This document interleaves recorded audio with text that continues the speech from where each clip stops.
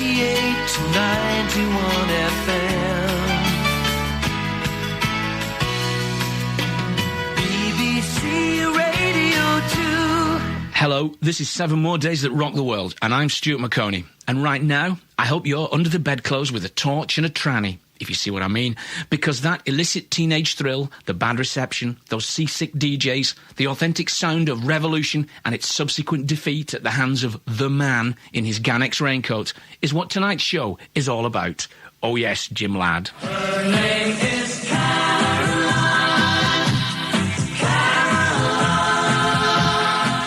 It was part of the revolution. It was the thing that was in their homes every day.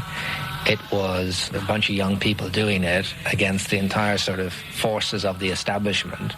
And I think it also, musically in any way, it totally revolutionized the music scene. Now the government's trying to close down the stations. What'll happen when they're gone?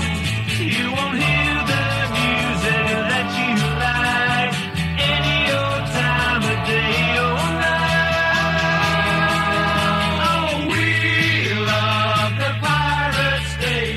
Since 1927, though, it had been the BBC who'd kept the nation entertained, with dance bands, catchphrases, improving music on the third, and tunes for the workers to whistle.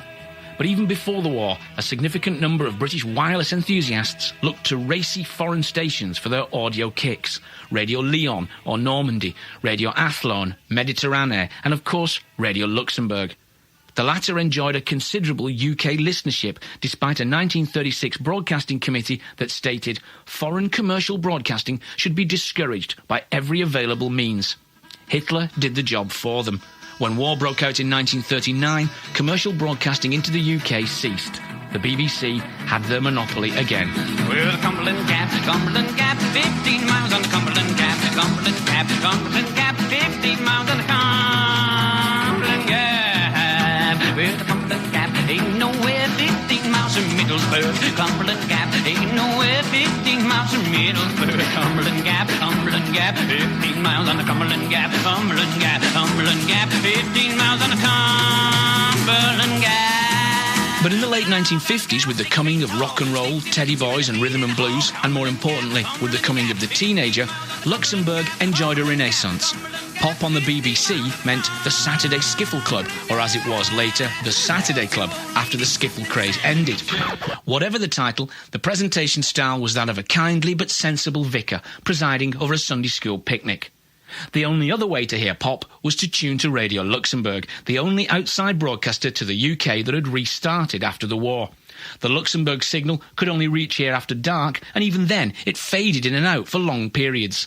Nevertheless, as BBC radio stalwart and music mogul Trevor Dan recalls, it was manna from, well, Luxembourg. The radio in those days meant the BBC.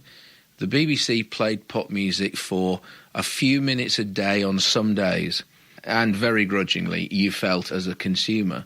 But suddenly, there, coming across the waves, very crackly, were records you desperately wanted to hear.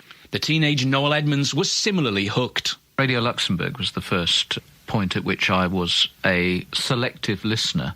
I mean, I was actually part of that under-the-bedclothes era of twisting the blooming transistor around and trying to get some sense out of it. And it always seemed to fade and whistle at the best bits. Good evening, everybody. This is your friendly station, Radio Luxembourg, calling you on 208 metres medium wave and 49.26 metres shortwave. It was the first station in the world to have a top 20. It was the first station in the world to play the Beatles. First station in Europe to play rock and roll to Britain. It was the first station to play the Stones. We were a good 7 years ahead of the late 80s disco scene. We were into punk long before anybody else. The New Romantics. They all started on Radio Luxembourg. Radio Luxembourg's Jeff Graham explaining how his station invented, well, pretty much everything it seems, but even exotic Radio Luxembourg was left looking distinctly grounded by the next wave of radio swashbucklers. As the 60s dawned, there were odd sporadic attempts at pirate radio broadcasts from vessels in international waters off Scandinavia and the Low Countries, such as Radio Veronica. But the whiff of piracy was in the air, and that salt tang was picked up across the Irish Sea by the young son of a wealthy Irish industrialist, Ronan O'Reilly. He was a Soho owner and budding pop entrepreneur who'd been stymied by block bookings of airplay by major labels. So he was planning his own voyage into the unknown, as one of his charges, Georgie Fame, soon found out. I used to go around to Ronan's flat quite a lot in Belgravia, and there was nothing really, just a bed and carpets and a great big plan of this pirate ship. And I didn't want a pirate ship. What do you mean a pirate ship? It's got a transmitter and everything, and they play music. He said, I'm going to get this big boat and stick it in the ocean and play all the kinds of signs that we think the people should hear. And we're going to start a revolution, baby. O'Reilly's plan was for a floating radio station, catering for young people's unsated appetite for all-day pop radio. Finding financial backing unforthcoming, he went it alone, buying an ex-Danish passenger ferry, the Frederica. About this time, O'Reilly saw a picture of President JFK's young daughter causing mischievous havoc in the Oval Office and decided this was just the image of youthful fun he wanted for his ship. He renamed it, and the station, Caroline. Caroline left Greenock in Ireland on March 26th, reached her anchorage 5 miles off Harwich at 6 p.m. on Good Friday, March the 27th, and put out her first test signals the same day at 9 p.m. At noon the next day, Easter Sunday 1964, a new era began in British radio history as on 199 metres 1520 kilohertz, a pre-recorded tape, DJ Chris Moore was too nervous to start proceedings live, ushered in Radio Caroline, which began transmissions to the south of England. Hello and happy Easter to all of you. This is Christopher Moore with the first record program on Radio Caroline. The first record is by the Rolling Stones, and I'd like to play it for all of the people who worked to put the station on the air, and particularly for Ronan.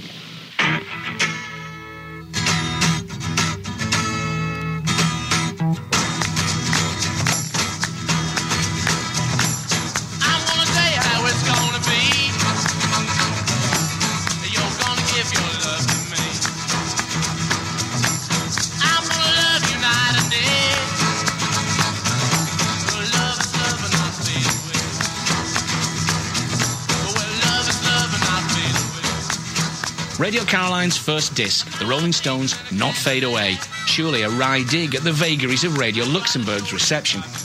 Caroline was on the air, and it was an instant hit, soon spawning other piratical pop ventures such as Radio Atlanta, Radio Nordsee, Radio Invicta, and maverick outfits such as Radio Free Yorkshire.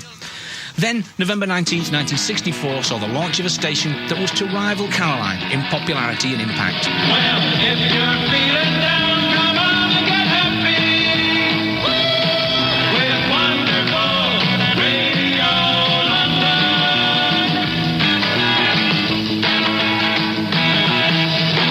Radio London had set sail from Miami on October 22nd. After anchoring in the Thames estuary, she started test transmissions with a 50-kilowatt transmitter, 10 times more powerful than Radio Caroline. The Big L was backed by a consortium of Texan oilmen and, it was rumoured, the US President's wife, Lady Bird Johnson. Following a friendly tip-off from Ronan O'Reilly, the ship had to switch anchorage. It was originally within 3 miles of the coast and thus within UK waters. It was only by staying in open sea that the pirates could broadcast with impunity. But life on the ocean wave was far from the later helicopters and farms in Berkshire lifestyle of the 70s DJ, as Radio London's Kenny Everett recalled. The boat itself was an old minesweeper, and to look at it, you'd think it was on its way delivering dust somewhere and garbage. You couldn't have a decent shower because the thing was moving around. You know, you'd turn it on and the water would dash against the left-hand wall of the shower, and you'd go over there and it would move over to the right, and you think, oh, I'll blow this, and you'd just stay dirty for 2 weeks. You had to fill 3-4 hours of airtime, sometimes twice a day, with very little help. You know, you didn't have anything to go at except what was in your head. And I think it did produce some extraordinary talent. I think the most gifted DJ of that era was Kenny Everett.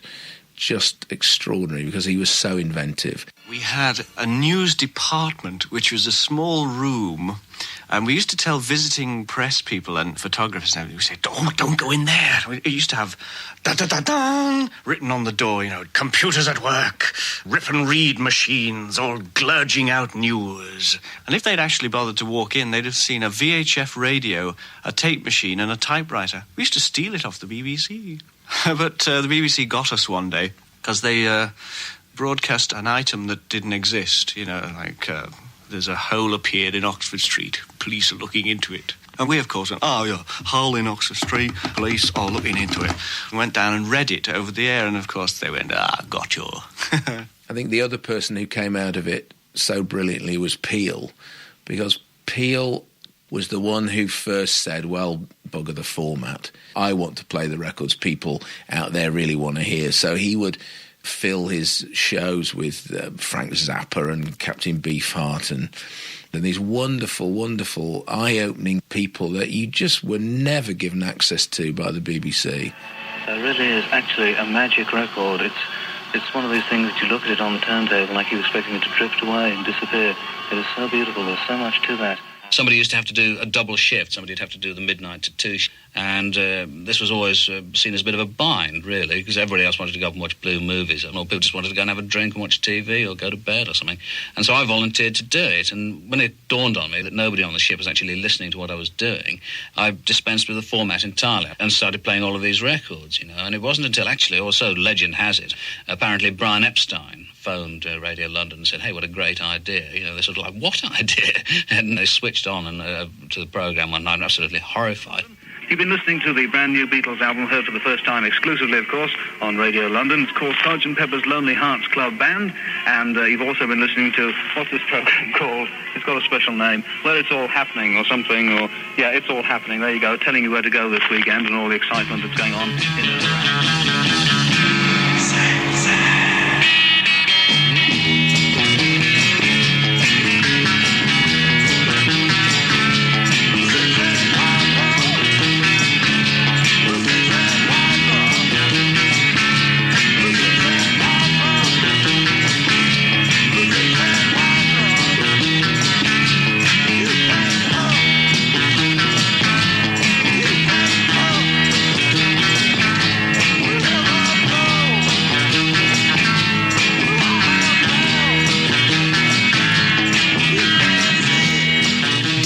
Like Peel, Everett, Johnny Walker and, remarkably, Tony Blackburn became romantic outlaw figures to the nation's youth. The fact we were pirates out there really added to the appeal.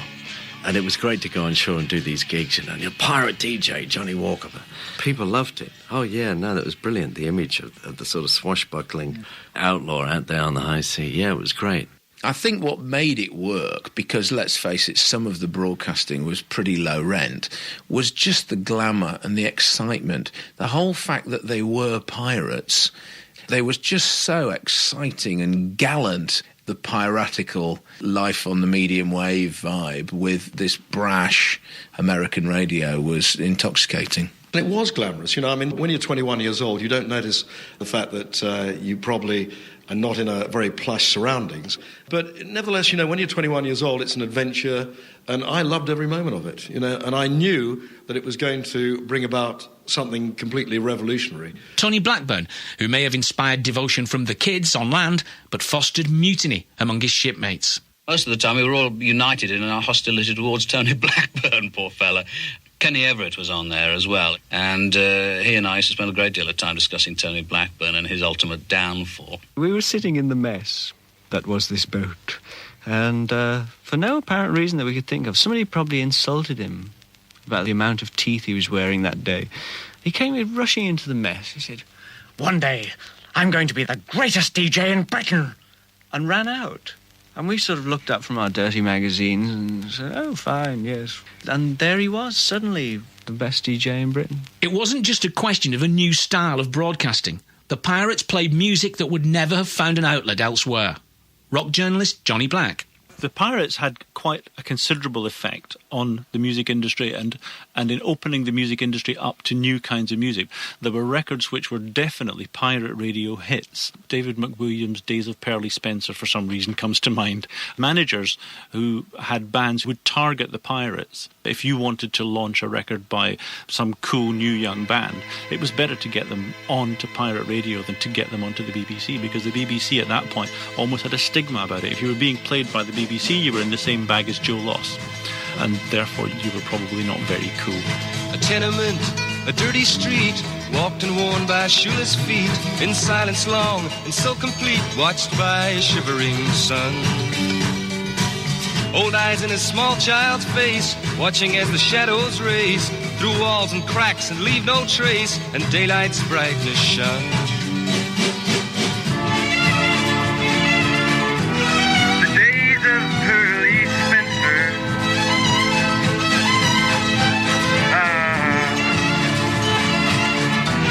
The race is almost run. While the kids rocked and the DJs rocked from side to side, vomiting, in the corridors of Whitehall, the government were looking green around the gills, but with envy at the popularity and power of these pirates.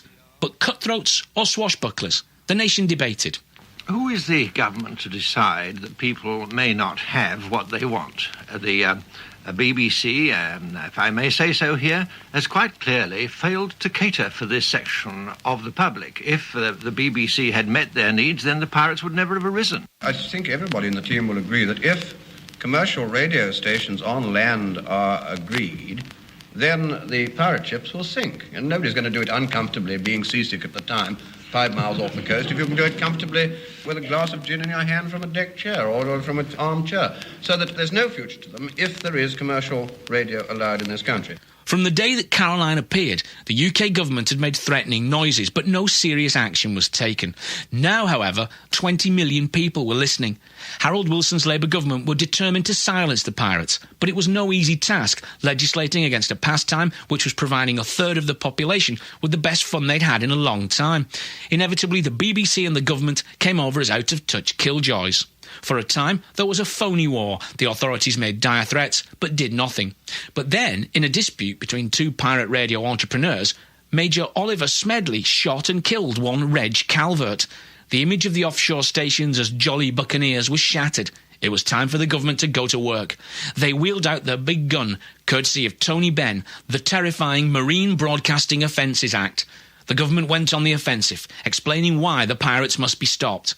This is E.W. Short. Well, there are a number of reasons for this. First of all, because there would be chaos in European broadcasting otherwise. The medium wavelengths are allocated internationally. The pirate stations pinch these wavelengths, and it means that other countries who have these wavelengths legitimately very often can't hear their broadcasting. The second reason is that they're a hazard to shipping.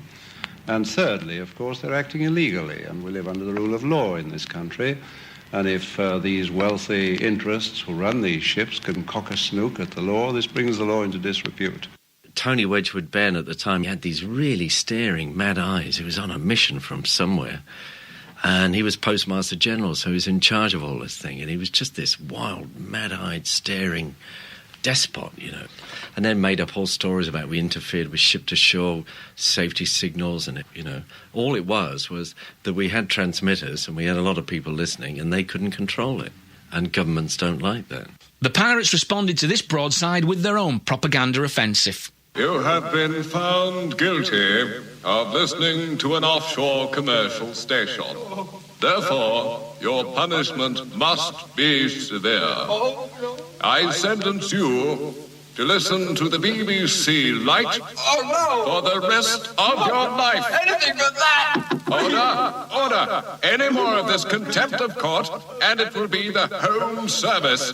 Through spring and summer of 1967, the offshore stations campaigned against the proposed Marine Broadcasting Offences Act. Politicians were deluged with mail from supporters, but apparently public opinion counted for little, and the Act made inexorable progress toward becoming law by midnight on August 14th, 1967.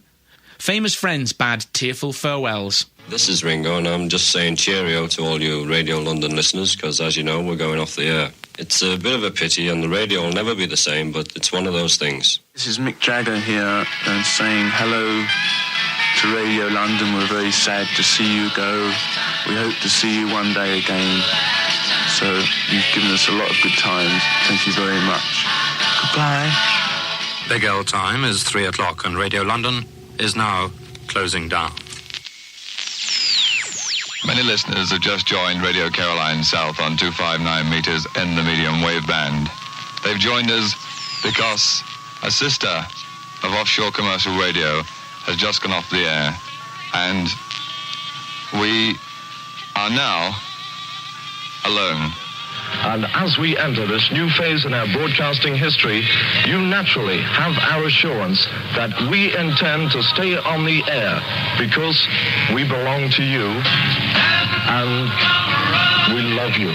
So then we got to the boat in the afternoon to find all the rest of the DJs who had said they were going to stay with their bags packed. Coats on, jackets on, anoraks on, of course, all set to literally to jump ship. We play We Shall Overcome and all of that. And we kept going till about 2, half 2, 3 in the morning, and then finally called it a night. I woke up in the morning fully expecting to get up and see the Navy on the horizon, you know. But there was nothing. It was just such an ordinary, average day. It was, like, really weird. While the government had the Marine Broadcasting Offences Act, the BBC had their own secret weapon, a hip new radio station that would steal the pirates' thunder. And everything else, it seems.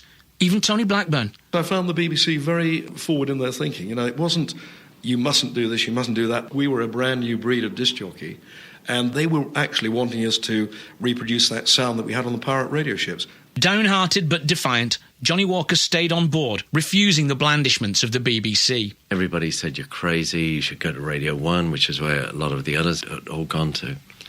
And I just thought Radio 1's going to be crap, really, you know. So I wasn't in a hurry to do that. And if Caroline was going to defy the government and go on, then I wanted to be a part of it. And then Radio 1 started September 67, with all the publicity and all the hoo-ha and fuss, and it made us feel even more alone. We didn't get that daily boat. We didn't get letters from fans and from family. That was really our lifeline. And the winter was really bad. It was like everything was against us. Others were less principled. When I saw the closing of the Pirates coming, I thought, what I'll do is I'll fire myself, go to the BBC and say, hello, I'm fresh young talent. Grab me. And I went into a show once at the Pete Murray Saturday Night Thing. And I looked around, and there was this huge carpeted room, luxury brimming over. There was a man on the gramophones. There was a lady working the tape machines. There was a lady doing timings with a stopwatch and a few scripts. There was another person on the controls, twiddling knobs. There was a guy fetching tea. There was somebody shifting scenery. Somebody else doing Pete's makeup. I minced up to Derek Chinnery and said the old-time line. Derek, you're doing it all wrong. He gave me one of those please die for 1,000 years looks.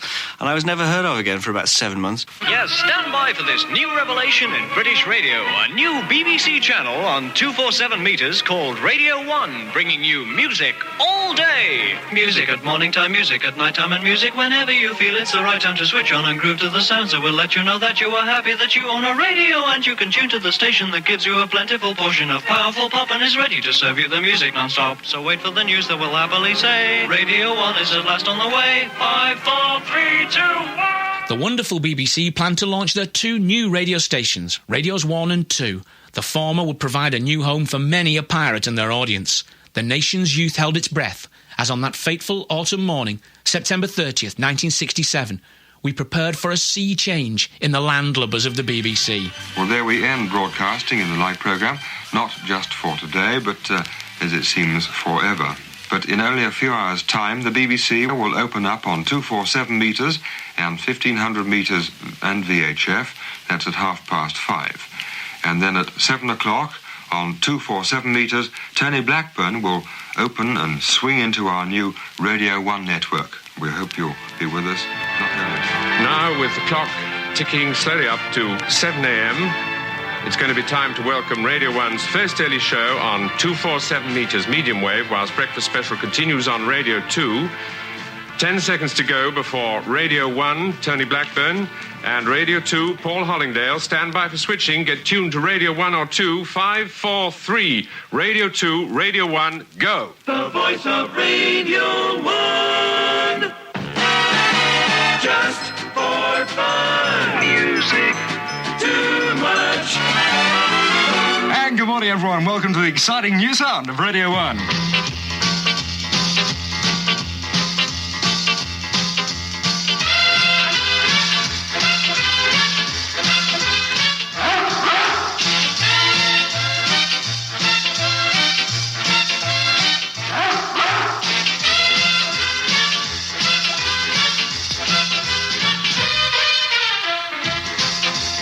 Yes, indeed, we've even got Arnold back. Hello, everyone. Welcome to the first of the Tony Blackburn shows. I shall be waking up every morning, except Sunday, between 7 and 8:30. So let's away! Woke up one morning, half asleep, with all my blankets in a heap, and yellow roses scattered all around.